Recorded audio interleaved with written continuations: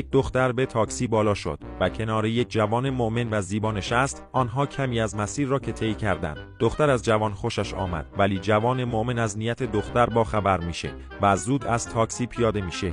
درایور تاکسی که متوجه داستان شده بود به دختر جوان میگه این جوان شبها در قبرستانی مشغول عبادت است.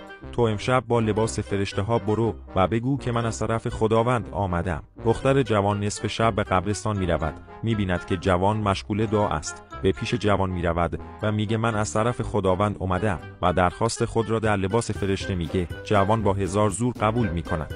وقتی که کارشان تمام میشه دختر ماسک خود را پس میکند و میگه سورپرایز، من همان دختر داخل تاکسی هستم.